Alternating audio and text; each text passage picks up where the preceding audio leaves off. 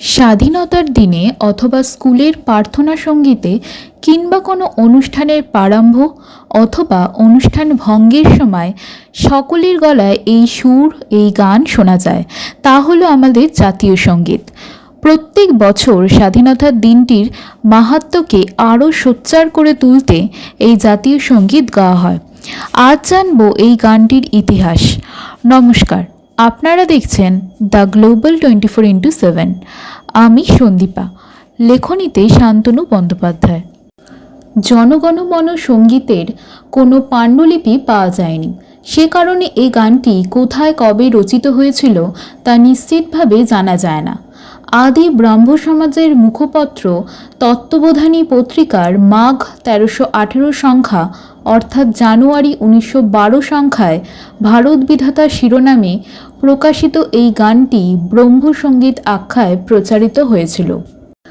গানটি প্রথম গীত হয় 27শে ডিসেম্বর 1911 তারিখের মধ্যে কলকাতায় আয়োজিত ভারতীয় জাতীয় কংগ্রেসের 26তম বার্ষিক অধিবেশনে।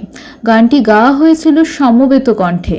প্রসঙ্গত, দীনেন্দ্রনাথ ঠাকুরের নেতৃত্বে গানের রিহার্সাল হয়েছিল ডক্টর নীলরতন সরকারের হ্যারিসন রোডস্থ অধুনা মহাত্মা গান্ধী রোড বাসভবনে।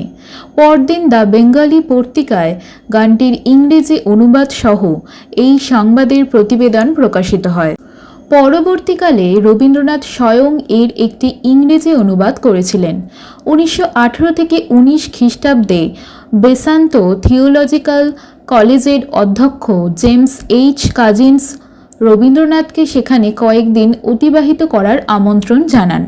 কাজিন্স ছিলেন আইরিশ ভাষার এক বিতর্কিত কবি ও রবীন্দ্রনাথের বিশিষ্ট বন্ধু।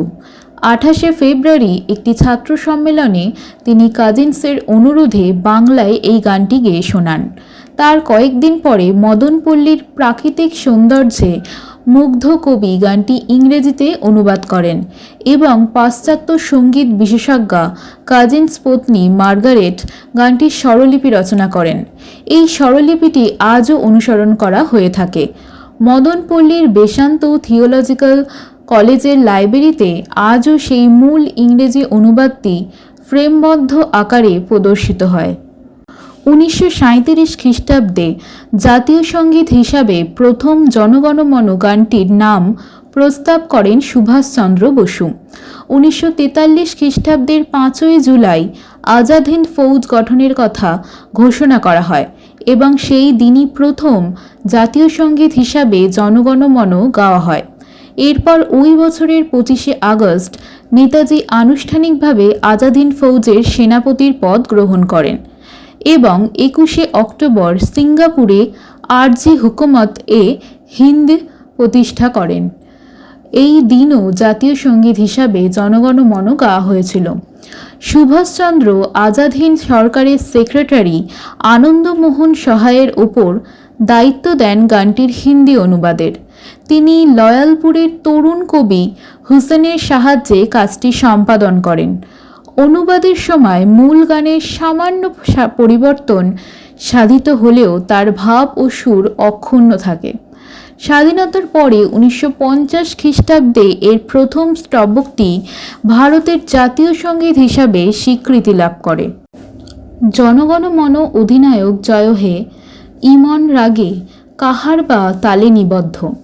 দীনেন্দ্রনাথ ঠাকুর এর মূল স্বরলিপিকার। স্বরবিতান 16তে সেই স্বরলিপি মুদ্রিত আছে। ভারত সরকার অনুমোদিত স্বরলিপিটি রচনা করেছিলেন হারবার্ট মুরিল। তার সৃষ্ট ভারতের জাতীয় সঙ্গীতের স্বরলিপি বিশ্বভারতী গ্রন্থন বিভাগ প্রকাশিত রাষ্ট্রসঙ্গীত গ্রন্থে মুদ্রিত হয়েছিল।